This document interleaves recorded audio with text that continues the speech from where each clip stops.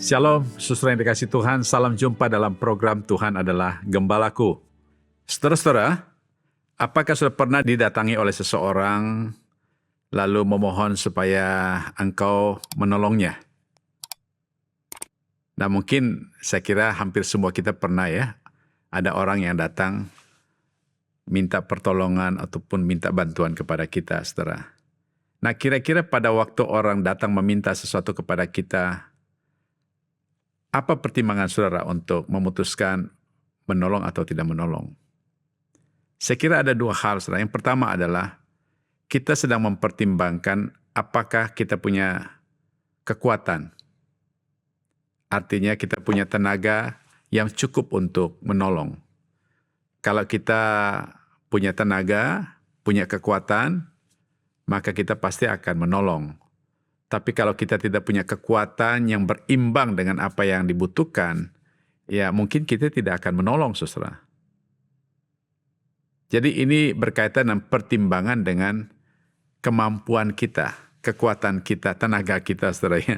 Yang kedua adalah pertimbangannya berkaitan dengan apa yang kita punya.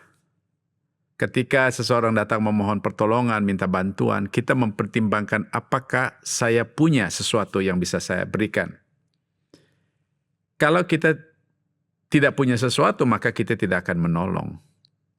Tapi kalau kita punya sesuatu, nah saudara, bisa saja kita menolong dan mungkin juga bisa tidak. Ada pertimbangan yang lain, saudara. Nah, saya kira saudara, jika kita punya apa yang kita bisa berikan, kita punya hati ingin memberikan.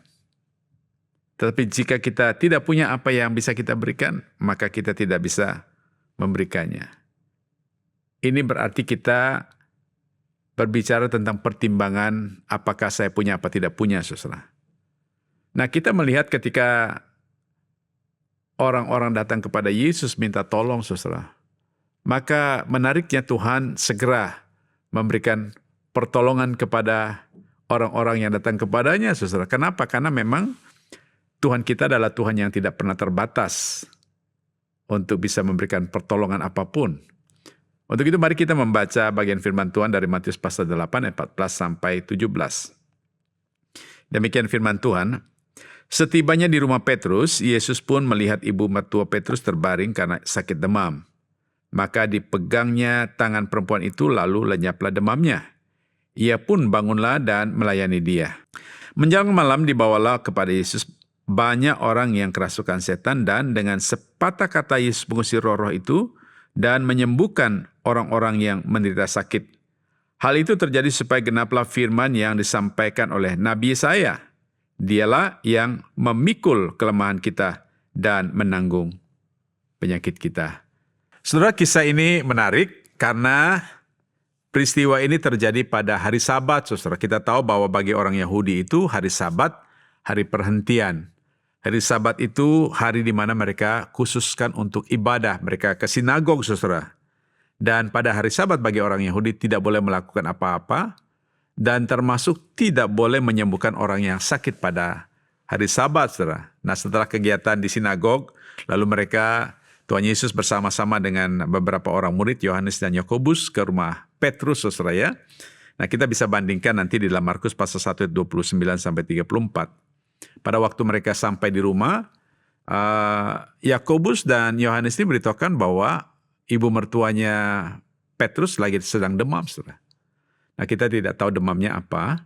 Ada beberapa kemungkinan demam yang terjadi pada masa itu, tetapi banyak ahli mengatakan bahwa kemungkinan demam yang terjadi kepada ibu mertua Petrus ini adalah demam malaria, karena memang daerah itu, daerah pantai, banyak malaria, saudara ya. Nah, ketika Tuhan Yesus mendengar apa yang dikatakan oleh Yohanes dan Yakobus itu, lalu Tuhan Yesus melihat kepada ibu mertua Petrus yang sedang demam itu, setelah maka Tuhan Yesus mendekati dia, memegangnya, dan penyakit ibu mertuanya pun lenyap. Setelah, saya kira sesuatu yang menarik di sini adalah ketika Tuhan Yesus melihat ibu mertua yang sakit demam itu, ketika Tuhan Yesus melihat keadaannya yang sakit itu. Saudara, kalau kita melihat dalam beberapa pelayanan Tuhan Yesus sebelumnya, kata melihat ini punya makna yang sangat-sangat dalam. Pada waktu dia melihat orang banyak yang terlantar itu, ketika Tuhan Yesus melihat, maka tergeraklah hatinya oleh belas kasihan.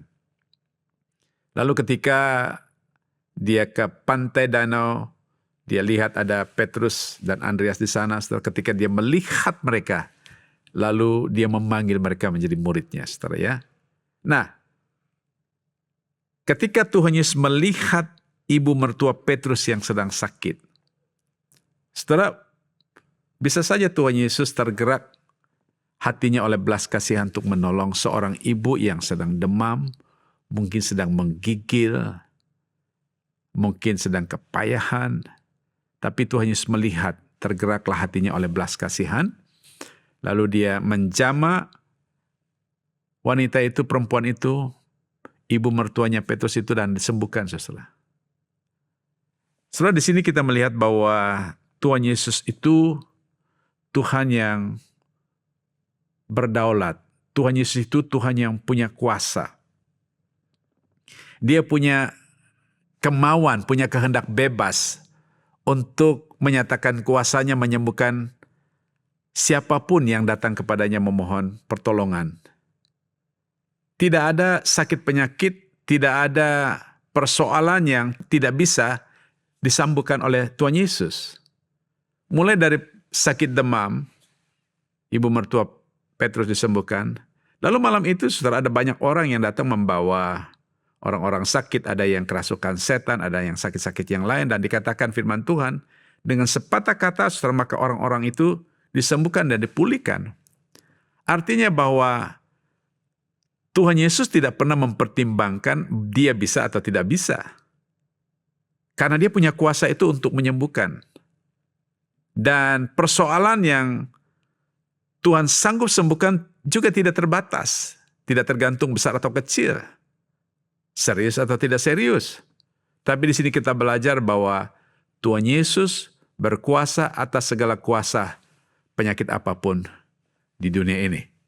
Maka demikian, saudara, maka dia Tuhan yang layak untuk kita andalkan, Tuhan yang layak untuk kita percaya di dalam segala hal.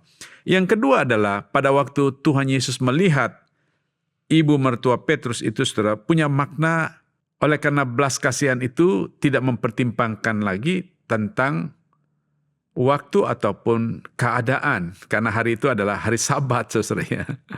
Bisa saja Tuhan Yesus berpikir, ini karena hari Sabat, nanti kalau menyembuhkan di hari Sabat akan ditentang oleh para ahli Taurat ataupun mungkin ditentang oleh masyarakat pada umumnya karena kebiasaan dalam adat istiadat tidak boleh. Tapi perhatikan baik-baik. Di sini kita melihat bahwa Tuhan Yesus berkuasa atas waktu. Dia berkuasa atas hari Sabat. Dia berkuasa untuk segala masa. Kuasa Yesus itu menerobos segala waktu untuk menjangkau orang-orang yang memerlukannya.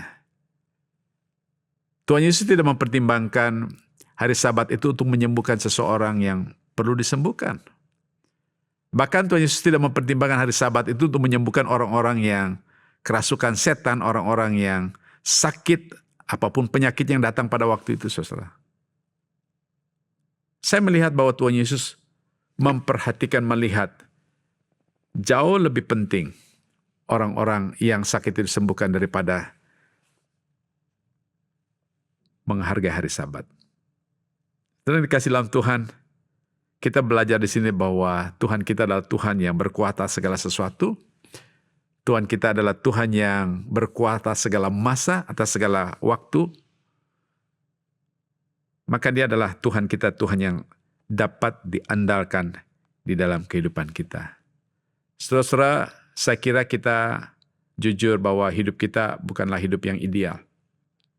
Seringkali kita pun berada dalam situasi yang sulit, mungkin kita bisa sakit, kita bisa gagal, dan kita tidak bisa berbuat apa-apa dalam mengatasi masalah kita, saudara. Ada saat-saat di mana kita memerlukan pertolongan orang lain. Tapi, saudara, saya memberitahukan saudara bahwa ketika kita berharap kepada pertolongan orang lain, maka Bisa saja orang lain tidak bisa membantu kita karena keterbatasan mereka. Mereka tidak punya apa yang mereka bisa lakukan untuk kita. Tetapi saudara, Tuhan kita adalah Tuhan yang mampu untuk menolong kita karena Dia punya segala-galanya. Tuhan kita adalah Tuhan yang melihat. Saudara, saya hanya bayangkan begini, jikalau ada teman sahabat kita yang mungkin datang ke doa rebu, ya, doa dia menyebut nama kita, saudara, ketika nama kita disebut seperti Yohanes dan Yakobus itu, menyebut nama kita, Tuhan Yesus langsung melihat kepada kita.